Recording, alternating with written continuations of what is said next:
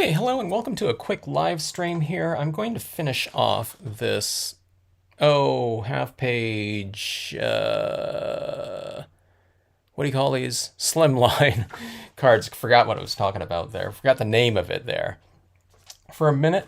Okay, so I'm just going to finish this on off really simply, blue tones and whatnot. I'm going to show you how to add in some additional texturing down here. We have this area up here in the sky and the water that are roughly going to be, of a similar color scheme. We'll go a little bit more turquoise-ish down here and leave this one just straight blues, but it's going to be basically the same color scheme. So if we have a little bit of a different texturing kind of convention for the two different areas, that really helps. So I'm going to be adding into the mix with Nature Set number 11 imagery, this water pattern stamp. Hello, Diana. How are you today? Okay, so I'm going to add this texturing in here first. These images were stamped in, I believe, Stays on Ink. Okay, and this one right here too. I forgot I added in the palm frond large stamp. Okay, so we're going to be making this area in here a little bit lighter than the areas to the side. Okay, so we're going to be going for some of that gradated look that I kind of went over in my previous video using this set. And we're going to have this kind of a spotlit area. Hello, Linda. Hope you're both doing well today. Okay, so every time I re-ink this, I'm starting in the areas that are going to be a little bit darker. Okay, meaning we're going to be giving this a little bit of a vignette. This is going to be a really fast scene to finish off. Okay, now this is one of those ergonomic little tweak types of things. I'm coming in here like this. I'm right-handed, so I'm coming in here like this. This makes for an easy thing. If I'm coming in like this, I mean, I could do this with no problem, but I just think it's easier just to go like this and to also take it from right to left like that. Okay, we don't always have to have our scenes or cards, whatever we're doing, upright. Okay, so just always make it nice and ergonomic for ourselves. Not really a big deal if you're, you're doing this for, I don't know, one pass, but if you're doing repeated motions and whatnot, if you're doing many different cards, it's just, it's so much easier to keep things nice and ergonomic. You get more of a graceful application of media that way. Okay, so I'm using this in a little bit of a different way than I have in the past. I haven't used it so much like a tonal applicator, okay?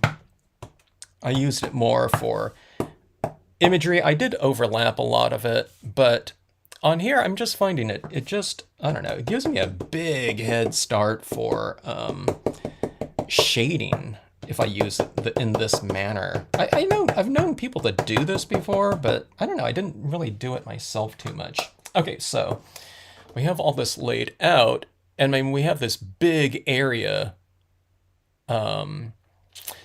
This is like a half-page card right here, elongated, of course, but this whole area right here, I mean, you can think it's like toning in like a quarter of a card, a quarter-page card, like in this big area right here. And that we did that really quickly right there, and it's just with the stamp, so it makes it pretty easy to do. Hello, Cheryl. Raining there in Adelaide. Linda got her Brilliance white pad ordered. Excellent, excellent. I believe everyone should have a Brilliance pad or two. I have the white and black. It just, you can do a lot of things with it.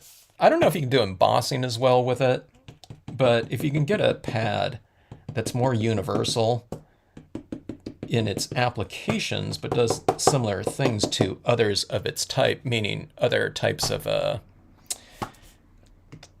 black pigment inks, white pigment inks,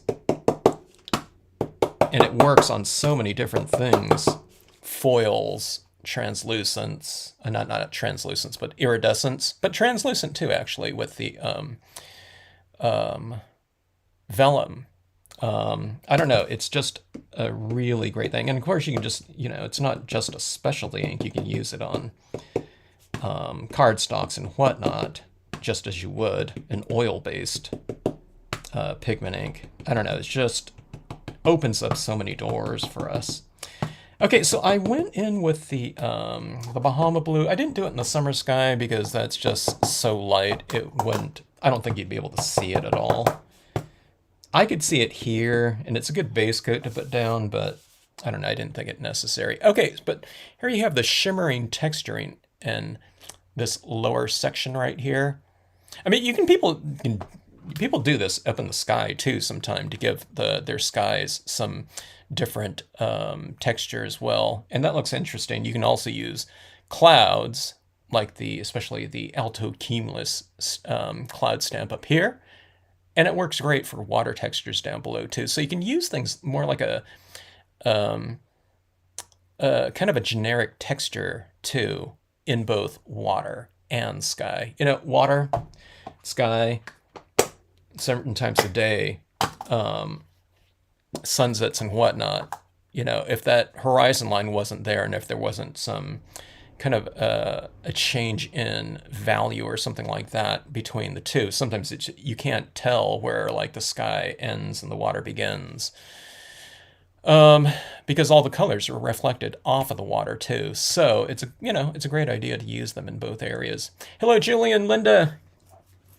Okay, so that is that. I think I'm going to go in now and just add in that coloring in here. Like I said, this shouldn't take too long. Here's some Summer Sky re-inker fluid. I'm going to use some of that.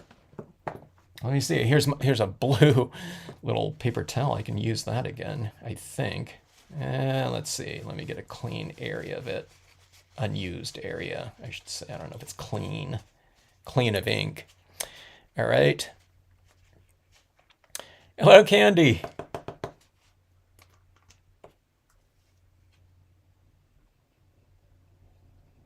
Okay, so inking up with my lightest of tones, okay? We'll go through something like this in order here. Light, medium, dark. And we'll start off with our lightest tones. If you're doing this in something like colored pencils or something like that, which you can do, not on glossy cardstock though, but you can do the same composition, same texturing on like a matte cardstock or a semi-gloss cardstock. But those ones allow us to do, I don't know, pastels, pan pastels, whatever, chalk, stick pastels, colored pencils, whatever you want to do, chalks, okay? But you can do the same type of convention right here. Darker on the perimeter, lighter on the inside. It frames off the scene really nicely. In fact, this bottom portion is already really nicely framed off. It's contained like that, okay? This gets to look a little bit rough, but I haven't used any of the toning on there yet. So go like this, and you'll start from the outside. You just started from the outside and worked our way in. By the way, there's a kind of a heavier bottom portion and lighter on the top like that. I usually go like this from the outside edge in like that, as opposed to that heavier portion up there. If you're looking on just the unmounted portion, you can kind of see where it's heavier in one side and lighter on the top. It's just for perspective. You have the heavier types of little textures down at the base, and it goes back in the distance. You'd have smaller ones. Okay, so that's a small little point here. When you're using it like this, I don't know if it makes a big difference, but this texturing gets a little bit loud like that. So, we're just going in here like this, and this is a light color of blue here, so it looks like this, okay?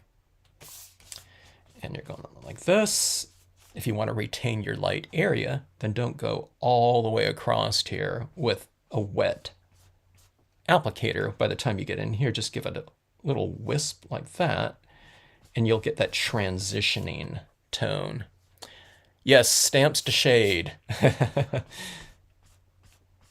Okay, and we're going to do this in the sky too, so we'll come up here like this. You'll be able to see what I'm doing in the sky a lot more, just because there's no textures up there. Okay, so see this like this, and you're getting that, I don't know, you're creating kind of a reverse type of look. Let me just go in with a straight pad here now. It's the same color, I don't need a big slathering on here anymore because I've already taken care of that large area and there's already some ink in here. This is the type of motion right here. I don't have too much of a problem unless with my Marvy black ink, okay, stamping it out, it's a thinner ink, so it absorbs into my things like glossy cardstock, at least the glossy cardstock that I'm using. But this little kind of wiping across imagery like that, that's where, I don't know, StazOn is the great equalizer. It's, solvent ink, so it's not going to smear on you like that. But most of the times over the years, I've used dye-based inks, okay? And if I do re-ink my Marvy black before I start stamping a scene out, and then if I immediately go to starting to tone it in like that, I might get a little bit of smearing or dragging out. Some people get a lot of it depending on what brand of paper they're using and what black dye-based ink they're using, okay? In which case, you might just switch off to StazOn or something like that if you're having that type of incompatibility, if it's just smearing too much. But a lot of times if I'm just getting a little bit of smearing, it doesn't really matter because for me, it doesn't matter because I'm going to be going over this with darker tones anyways. So if it did kind of smear a little bit of a grayish tinge like that, it doesn't really matter because I go over that grayish tinge with a darker tone of blue anyways, where it's not really visible. But I know there's, people just, there's different papers out there. They're like, if they're using a glossy cardstock like this one right here, there's different levels of coating. Sometimes the thicker coatings don't absorb like thicker inks like Memento or something like that as fast because they just have a thicker viscosity. So they're getting a lot of smearing when they're doing, a process like this.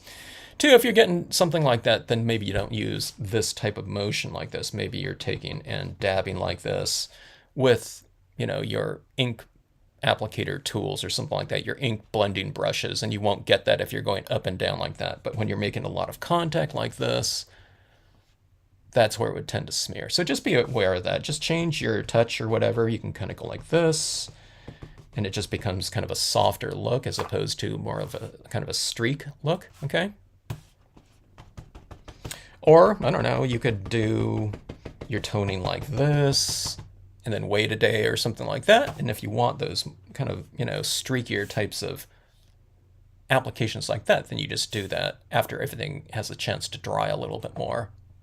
I know, no one wants to wait, though, to do something. They want to do it like right then and there, including myself. So, but if you do a little bit of planning, I think you can get around it. You can try heat setting it, too. Okay, so let's go in like this. Here's a little bit of a darker tone. This is the tone that I used on the water texture small down here, water pattern small. Okay, and I'm going like this. I'm leaving this a little bit streakier up in the sky. Okay, I'm going to go for this type of motion like this. Okay, like that. Remember, this is just, blank copy paper, so it's absorbing my ink a lot faster. On the glossy, you can get a longer streak like that. But see this right here? I just don't do it once. I kind of get it until, I do it a few times until I get that, that stroke a little bit, I don't know, a little bit more, I don't know, kind of customized, I guess, or whatnot. And then you're going from dark to light. But see this little, that looks like a kind of, semi-realistic looking sky, how it looks sometimes like that. But see, you get that kind of that transitioning dark to light and kind of thicker to thin type of thing. And when it goes thin, it's in that light. So dark to light, in the light like that, okay? So it's like transitioning into it like that. And notice how I switch my angle So I'm always going like this. I like it darker on the outside perimeters, you know, for that little containment and or compositional containment, like that. One thing that's not good about the StazOn ink is I really want to take my alcohol pens in here because I have all those different tones. Maybe I'll try it, I don't know. But alcohol inks, you know, kind of dissolve that solvent-based ink like that. Now, sometimes it works okay for me. It's maybe if I give it a little bit more time to dry and it's kind of more set in there, you know, and if I drag it around, sometimes it's not like just putting, you know, that ink completely back into solution. So we'll give it a try here. If I can't do that, I'll just hit it with some, you know, some dye-based inks. Okay, so that's that sky up there. I don't think I need to go anymore with, you know, any more tone up here. Linda B, and Linda D. D and B. It's always when you're talking to someone over the phone, you have to say B as in, you know, whatever.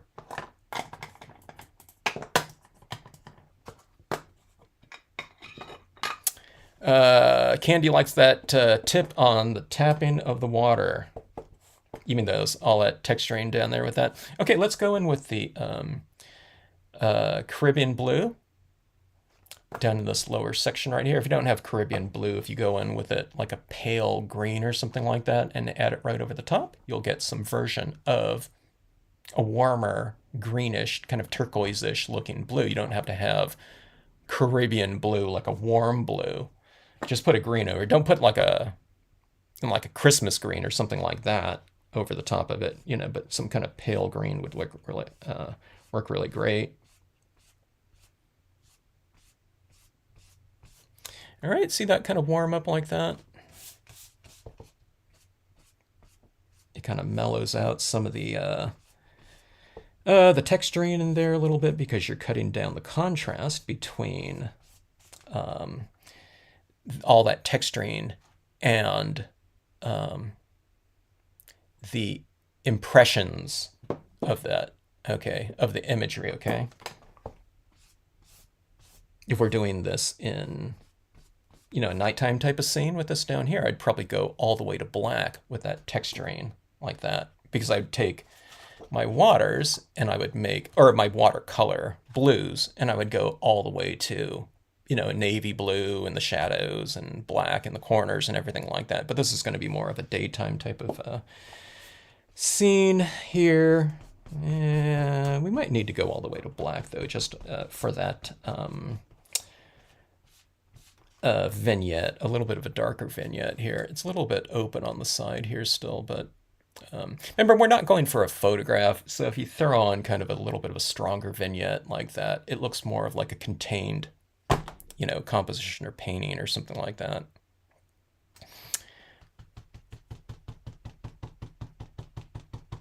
Isla's ex's name is Kevin. Huh. Well, he's an ex, so you're not with him anymore. I hope he was a good guy.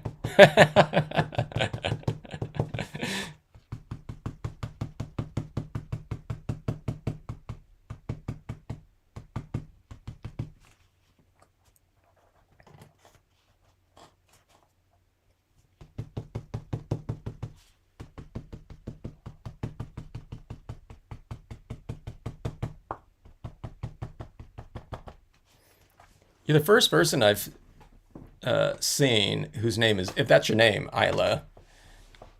I was watching a documentary on this Isla documentary. It was from, there was these Turkish units in the Korean War, and they kind of, one of them adopted an Isla, or that's what they called her. And he met up with her after, I don't know, like 40 years or something like that. I don't know. It's on YouTube. I won't go into too much of it, but... And I just watched that again. I watched it a couple times. A couple years apart, I think. I really like the story.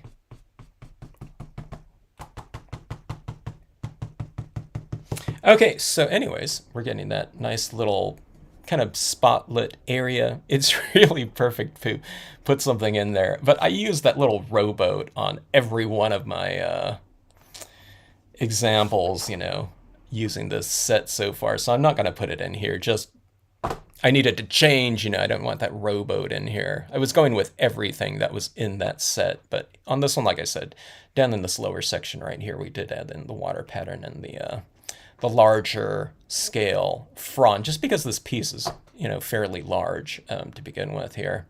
Okay, so that is that. Like I said, I think down here, I think we can use a little bit of a stronger vignette. Okay, so I'm going to go back to black. I'm not going to use the stays on black, though. You can't blend out stays on at all. Is there a tip when tapping not to leave a print, be it stylus or paper towel? Well, yeah, Candy. When you're doing this like this, when you're adding in tones, you're not going on with something like this. If you leave something like this, it's going to leave kind of an edge like that, right? But every time you're doing this, I'm starting in the outside area and working my way in like this, you're not using the applicators or whatever types of applicators you have. You're just kind of barely touching it down and wiping it in. It's like if you're think about if you take like your finger like this and you wipe up like this, that's the movement that you're kind of going for. Okay, you're not going for isolated tappings of it like that, but you do tap it like that sometimes if you want to get this darker, because you're just kind of wiping on like that. So you want to get a darker perimeter like this. Okay. What happens is when people are getting isolated tappings like that, it's because they're going like this, but they're going like this. Okay. Well, here, let me try to do that. Okay, so there's not a concentration of color like this. Okay, so I'm concentrating the color like that, right? And it's really kind of building up like this, but you want to drag that in like that from the perimeter. And that's with any type of thing. That's if you're doing things like chalks or anything like that, oftentimes you're blending it like this, and then, you might be using your finger or pastels. You drag it in like that, right?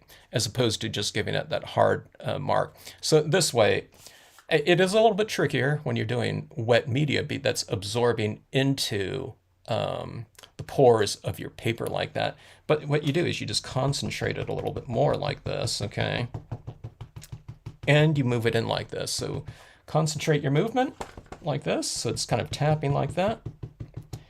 And moving it in here. I'm kind of tapping it, giving you an indication of, how you would use like the stylus tool or something like that, okay? So every time you do that, come in from your outside perimeter like this and work your way in like that. So you don't have any singular type of thing, okay, that's going to be an impression. You don't want to make impressions with your applicators like that, unless you're going for texture, okay? So used over time. So that's the same thing with this right here. It just becomes kind of more tone if you use it in repetition like that. So use more repetition and use more tone. And like I said, one of the great things, equalizers and things to make things really easy, is to use a reinker for your first color. That way it gets your page nice and wet. I can't emphasize that enough. I didn't always do that, and I don't always use it, but when I'm doing it in workshops, if we're doing this type of thing, I just have people start off with I had people start off in live workshops. We didn't use that. Well, first of all, we weren't using ink pads for a long time because they weren't invented yet. We were using pens, and we were coloring this thing called the tonal applicator. But, and then we started using stylus tools, and I was getting a lot of people that hadn't used stylus tools before at all. For those that don't know, let's see, I don't know where one is here, but it's a wand with a little bit of a foam tip on it. And I was getting some tears on it, even though I'd show people, but periodically people would do that, or in the make and takes. So what I just had people do is I just had people squirt out some Rinker fluid, not the Memento, but anyone, on a little, plastic lid or something like that. They sopped it up and they started going on like that. And I never had to look at someone's application kind of technique ever again in those workshops. No tears at all, And sometimes there'd be 20 people in a class, and a lot of them hadn't used a foam applicator at all, much less the stylus tool. But there was so much ink on it. It was really hard. It was slippery, and they could apply it. And it was just easy to blend out that slathering, so that when you get to your other colors, it's just your pulp of your paper is so wet that, you can blend in all those darker tones with ease. So you're kind of lubricating your page as well. So a lot more color, or a lot more ink, okay? Yeah, you can use Prismacolors, just not on glossy cardstock. You can use, this would be a fantastic one for pastels, I think, Hello, Jeline. Hello, Cheryl. Good to see you. Yeah, but just use a lot of ink in this process right here, okay? Not for every process, but ink layering like that. And plus, if you use more ink like that too, you get more of this kind of glow. I just used some of the Marvy blue like this, okay? And even if you're covering up all of those other blues underneath these areas like that, not in here, that's light, but here's just this blue on its own. It's got a mix on here. I have some other tones in here, but that's that blue right there, and this is this blue right here. It's just so much richer and deeper of a saturation, and water should look like that. Water should look dimensional. You should be looking down, unless it's a completely dirty water. You should be able to look beyond the surface like that. So that's what this is kind of representing too. You have all these different layers of blue, like this. Okay. And I don't know, it just seems more of a deeper surface, substance or whatnot. Okay. All right, so that is that. Let's go on with a little bit of black, and I'll show you what this black does right here. I'm just going to lay it down here in the corners. Okay, now that, speaking of not leaving your applicator shapes in here, you especially don't want to use it with, be aware of applicator shapes with as dark of a color like this, okay? So when we're coming into it like this, we're not using just a straight black, we're using more. And if your black is really super juicy and something like that, just wipe it off like this. And now we're using, I don't know, what do you think? This is probably going with one swipe. That's like a 10% gray or something like that. Okay.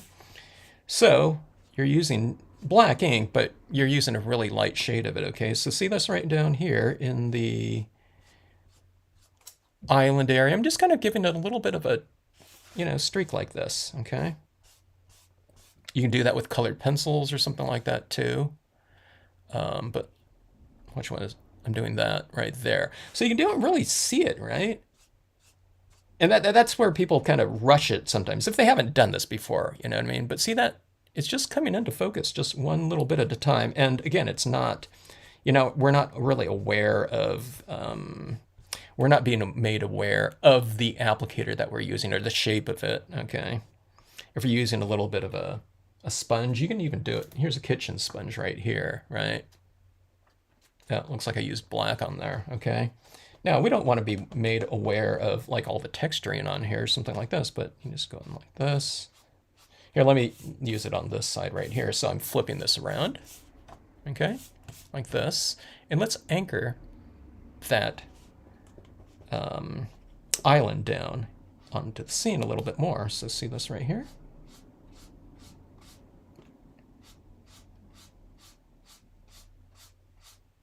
So see, I'm kind of using that little edge like that. Here's what I'm doing here, right here. You can kind of see it like this.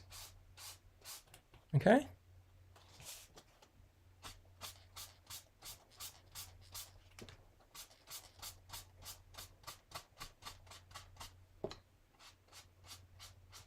This is so dry right here. I feel like I'm adding this onto like a chalkboard or something like that. But you can use whatever you want, you know. I mean, this isn't a great one for that. I would probably shape this a little bit more, but, you know, like I said, you can do it with anything. Okay, I'm anchoring down the bottom of this scene a little bit more, too. But do you notice how it has more mass like this now? And do you see how much lighter that looks? It looks more shimmery by making this a little bit darker down here. Let's make this a little bit darker down here. It's already dark with the palm tree, but I can kind of streak in something. Like you can see what I was doing right here, because there's the base of it. It's darker over here and lighter in here, right? So just keep your motion. It's your natural motion of your hand too, okay? And it's nice and ergonomic. See, I'm going like this. I'm not going like this. Okay. It's nice and fluid. I feel weird doing it with this sponge right here, but sponges are a great tool for this, okay? They're you know, they're made to absorb liquid substances. So if they can absorb, they can transfer down here. So see that little bit of a tinge right there? It just kind of closed off this area a little bit more. Not in a harsh, you know, you don't see this like black bar down here.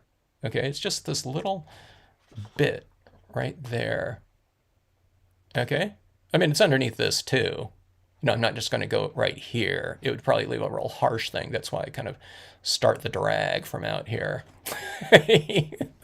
Drag. So take your drags, you know, nice. You never mind. All right, we're getting a little bit dark in here, but I don't necessarily make my scenes darker to make them like a later time of day. I like it because of the contrast it provides and because of the, you know, the framing they can provide too. A little bit of a stronger range in here, going from white to black. You know, the black is in the imagery too, but if you have it in the coloring, it just expands on the value range of a scene. And when you have all these different value ranges from dull to bright, light to dark, different color hues and everything like that, just potentially it just becomes a little bit richer. All right, let's use this same cotton ball. Let's see if we can get in a little bit of a tinge of pink up in the sky, just, you know, for kicks here. We went a little bit more turquoise down here. Let's go with a little bit of a pink tinge up here. Now, the cotton ball for me works really well, but I'm just showing you this just to show you that, you know, you could pretty much use anything in this touch, okay? Now, again, I don't want a bunch of, you know, rectangle, you know, 90-degree shapes in here with a bunch of like craters showing. So you just use it in repetition like this and use it from, you know, a very light application. Okay, this, I think my pad is really dry right here too, so start it from the outside edge like that. And we'll work our way in like so.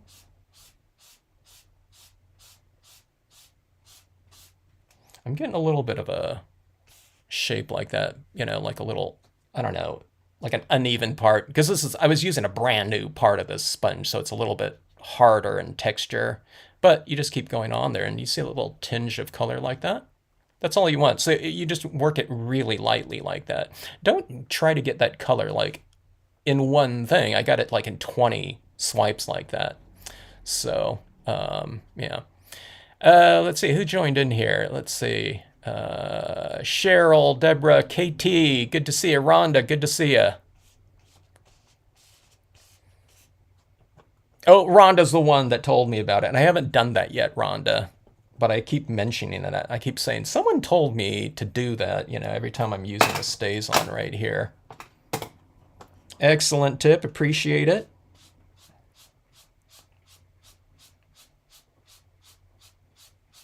All right, so see this little tinge of pink in here?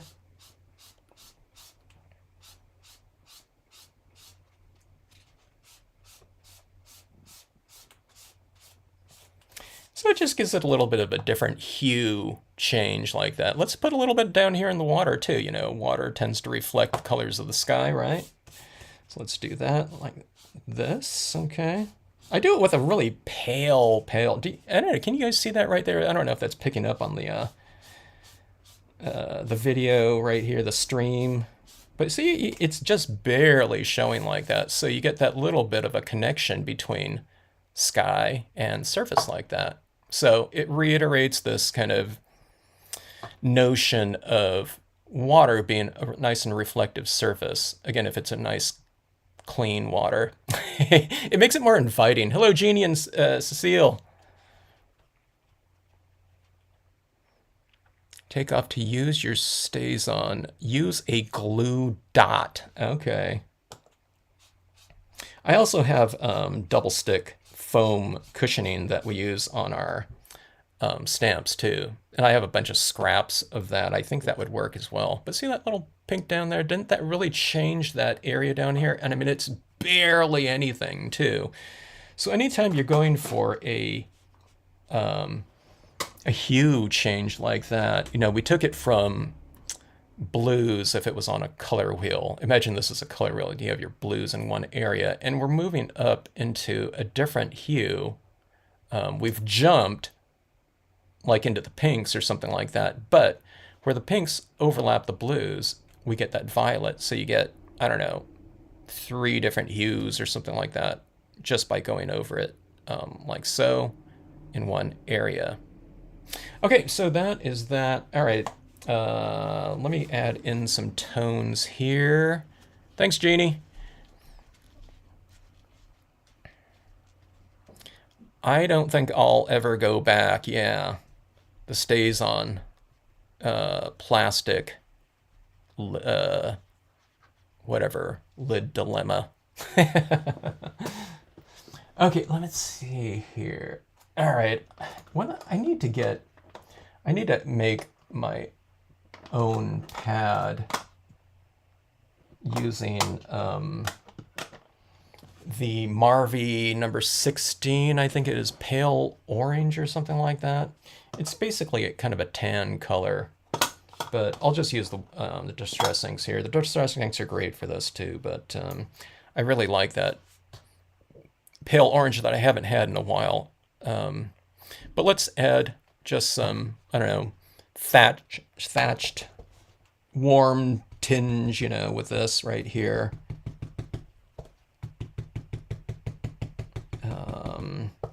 This is going for a temperature change too. Okay, now this is antique linen, so it's not going to be really dark, okay? Can we juice up the pad somehow? How would you juice up the pad though, Linda? You mean with a different color? Okay, yeah. I mean, one of the things you can do, let's say you don't have a reinker for something like that. Now, you don't need a lot of reinkers though either. Okay. Let's say you have whatever, 50 pads or something like that, okay? You don't need reinkers. If you're doing this type of process right here, all you need are your primary colors. So if I have blue like this, one reinker of blue, that'll take care of violets because blue is a component of violet, blue tones because, you know, light blue into darker blues, right? And greens, all right? You can use this as a base layer for greens because blue is a component of green. And then you have yellow. If you get like a pale yellow or something like that, you can use that for your warm tinges. You can use that as a base color for your green tones if you want kind of a warmer green scene like grasses or something like that. And you can also use it for your orange tones, your sunset colors or something like that. And then pink, because pink you can use in purples, reds, oranges, okay, because pink is a component of that. So you have 3 base colors in your reinker fluid like that. So just get 3 reinkers. Now I like to have like an antique linen too, because that's kind of a brownish tinge, so I can go into my brown tones and whatnot.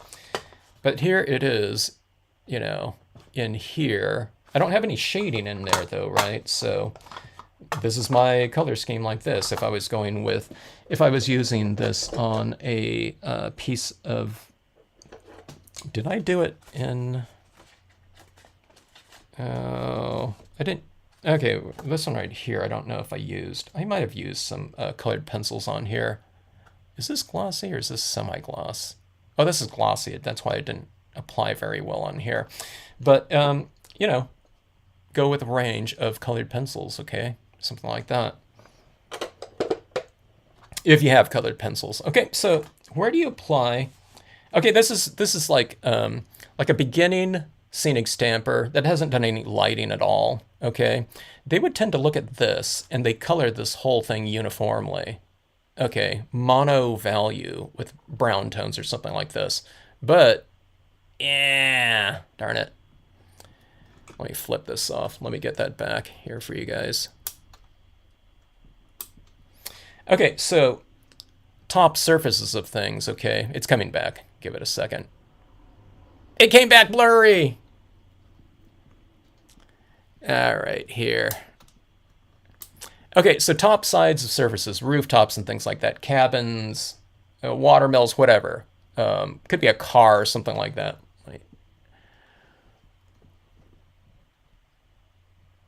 Okay, here we go.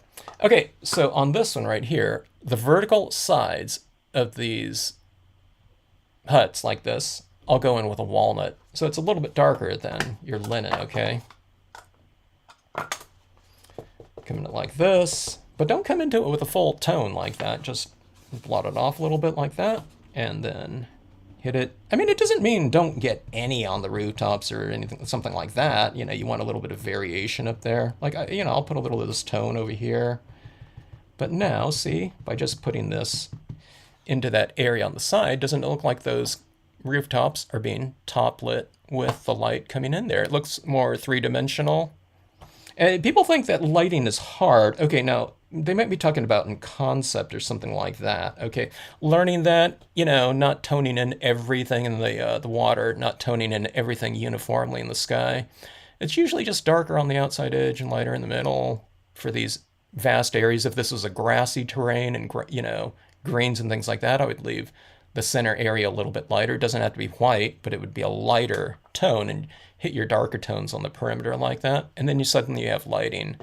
Not coloring in everything on those rooftops completely. Now, I don't know if I want it white, but that I hit it mostly with this all over the whole thing. But then when you go into your darker tones are in your shadow areas, shaded areas. And on this, on structures like this, you just hit this on this side as opposed to all over the entire thing. And suddenly you have scenic lighting. You have your lighting scheme, okay?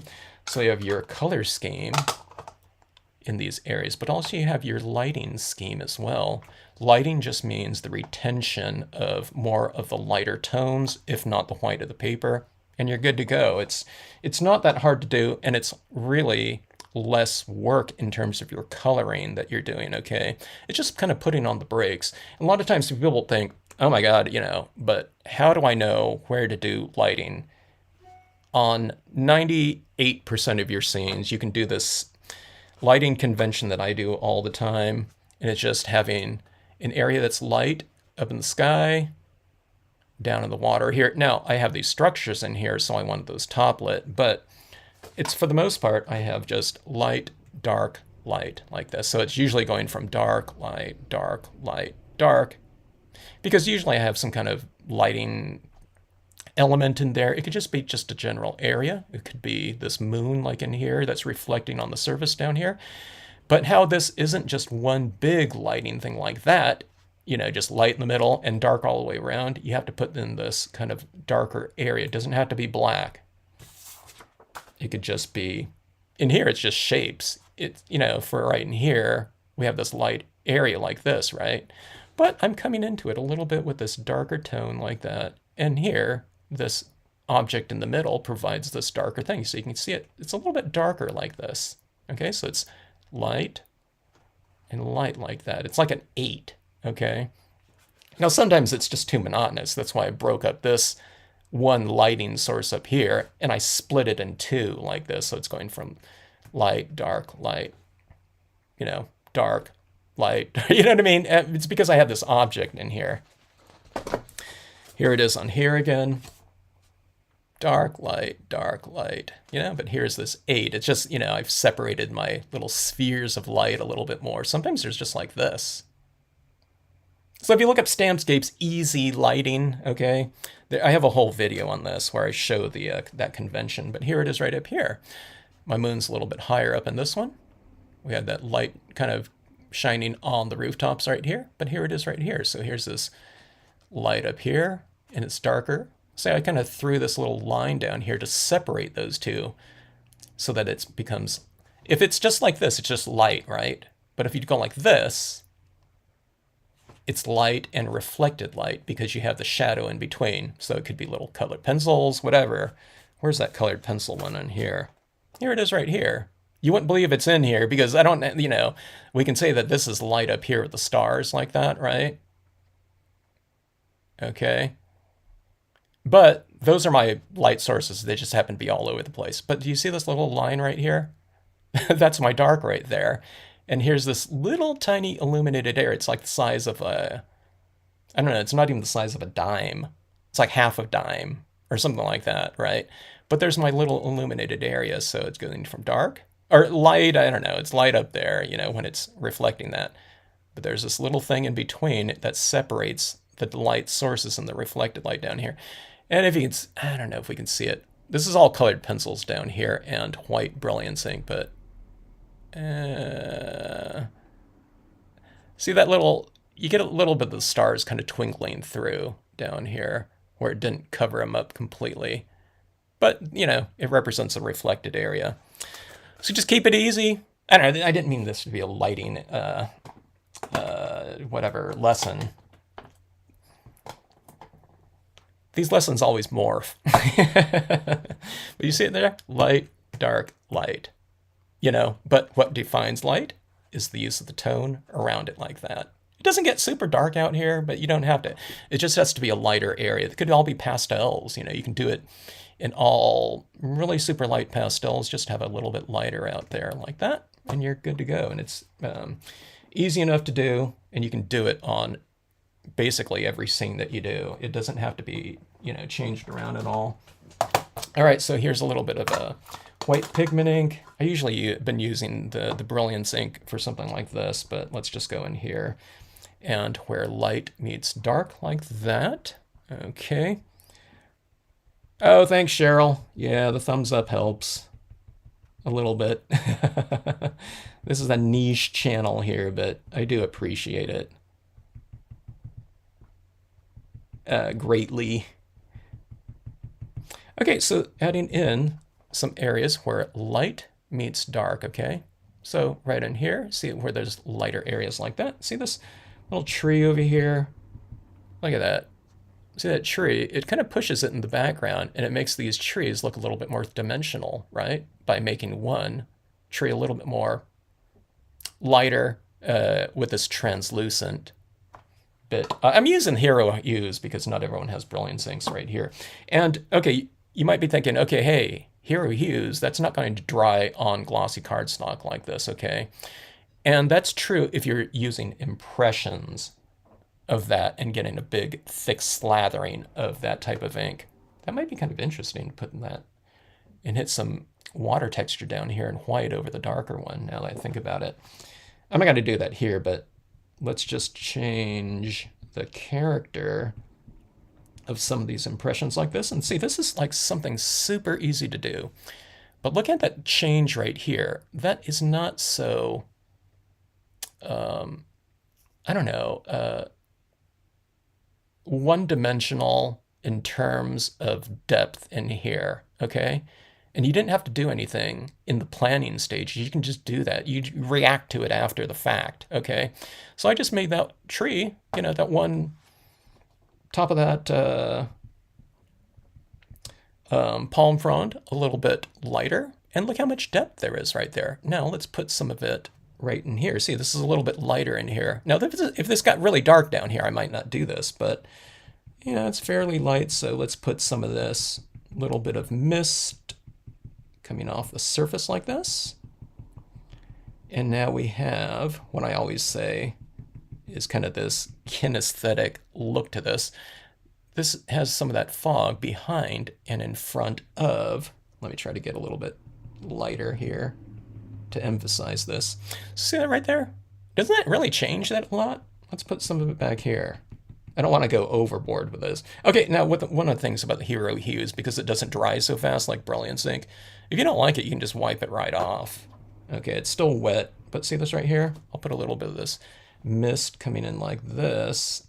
And I think this went from, you know, I don't know, whatever, a beginner looking scene. I think this looks a lot more advanced because it has, you know how we added a little bit of that pink up there? We changed the hue range of the piece. It was all blues. Now you made it purple and pink, okay?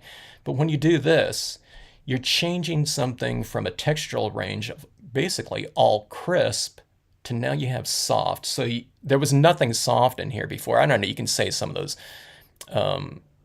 colors up there are soft. Or if you're doing pastels, that looks inherently soft too. But let's put some of these on those birds as well.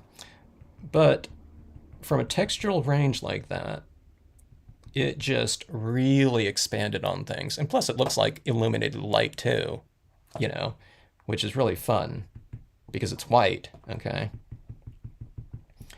When white pigment ink dries on these types of surfaces, it dries more transparent looking. It moves towards transparency, so it's not going to look that white or light. So what you do is you just build it up a little bit more. So you allow it to kind of set up, and you just go in and hit it again, which is good. You know, it's good that it doesn't dry more opaque. It dries darker, so it gives you more time to adjust. And like I said, you know, if you don't like some of it, you just wipe it right off and start over again. And a lot of people, when they start doing this, they're adding too much of this, and they're adding in blobs of ink. So you really have to remember to blot it off before you take it on there. If your pads are brand new, and a lot of times people aren't using their white pigment ink pads very often, even if it's been sitting around for 10 years, sometimes it could be like super, super juicy still. So just be careful about that. Don't just go straight into that and just go in. I'm doing it because I'm going in, I know to start in with my lighter areas where you can't see, even if there's a big blob of white. I'm doing it in the white area, so you can't really see white on white. And I'm doing that to kind of blend it out and get a feel for it. And then I'm kind of going into the colored areas like that. All right, so there you have it right there. A nice textural range within your piece. And I think it looks a lot more advanced and, I don't know, whatever, realistic. You know, you have light shining off sediment in the air. In this case, it would be moisture. And moisture tends to be very reflective, you know, because water in the air. So you'd get these kind of areas of diffusion, especially when it comes to depth like that. So, yeah. So let's see, what did everyone say? Hello, Froggy Fresh. Thanks for joining in here. Just finishing up here.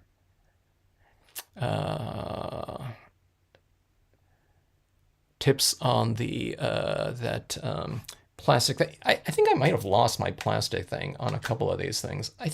I'm not sure. Did it come in? I can't remember if those things came with the Brilliance things. I usually don't throw anything away, so I'm thinking with the Brilliance, you know, because these are both Sukaneko and it's the same case. I think it's only on the Stays-On like that. Maybe it's because of shelf life or something like that. They had to have that on there with such a fast drying ink or something of that sort. Let's see. Hello, Bugs. Head down due to retina surgery. Uh-oh. Beth, get better soon. Get that retina, heal that retina there. I don't know if there's anything that to eat, you know.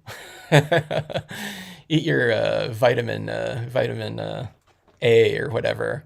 Carrots, right? But heal soon.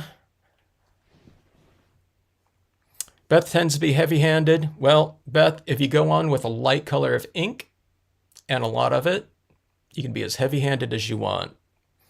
Because if you go heavy-handed with, super light ink, it's not going to be too much darker than the white of the paper. You get that kind of base layer down with that, and then it super saturates the surface as well as the pulp. I don't know if it's super saturated, but it saturates it where it's a little bit more moist, so that when you go in with your darker colors, if you're heavy-handed, you can just blend them right in, especially on glossy cardstock. I don't know, pastels, chalks, things like that. I don't know, do people use pan pastels? I know you do, Linda.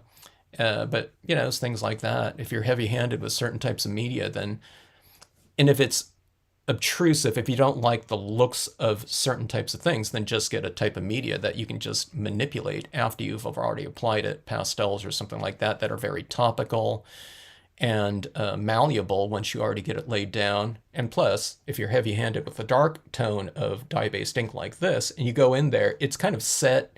You can lighten it up with some pigment ink over the top of it, but with pastels, you can just go right back over it with a lighter tone and take it back to a lighter surface. Okay, so anyways, that is that. We have some of the other scenes that I did using this. We're coming up pretty close to a live workshop using this set right here, but just some different variations on different surfaces to give people some different types of options as far as how to use these different types of things. A lot of times the same principles apply, in terms of lighting for me. I mean, people can just stamp these out on a white piece of paper too, and, stamp a couple quote stamps around it or something like that without all the tones on here, kind of more of like a journal type of application. Just stamp out the imagery and color them in, and that's a good way to go. If I didn't say it, hello, Beth.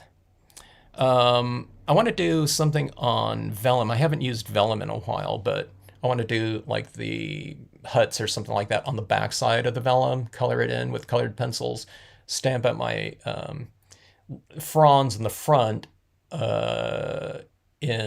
StazOn or a Brilliance ink or something like that, so that it looks like a really deep space, type of thing. Not outer space, I'm talking about distance or something like that, by having the imagery kind of diffused looking through the vellum like that. I haven't done that for a while. I've been wanting to do vellum, some type of vellum application. The white opaque StazOn would be, you can try it, Cheryl. StazOn inks tend to dry like instantly though. So I don't know if you can blend it around like I can with the water-based or the oil-based styles like this that don't dry so fast. So one of the things I don't want is I don't want to dab into some sort of pad. She's talking about like this right here. This is designed to dry like instantly, right? So if you go like this, I don't know if you can kind of peter it out like that and spread it around like that with StazOn. StazOn, that's not what StazOn's kind of designed for, but you can give it a try. Like, especially if you want, like say if I got that too dark in there and I wanted that nice and light, sometimes going with the more translucent styles of applications of your oil-based or water-based Brilliance pad, you want to go with something a lot more opaque. Hit it with something like StazOn and it would dry, and you can build it up to opacity really fast. But yeah. Okay, my alarm is going off. I got to go pick up my kid at the high school. So, a pretty fast application right here. This is a half-page scene like this, and we have a lot of different textures on here using the water pattern stamp used as a texturizing and toning device. So you got a lot of that kind of, it's a fairly busy texture, but when I've repeated it so many times, it just becomes kind of a textural tone in there.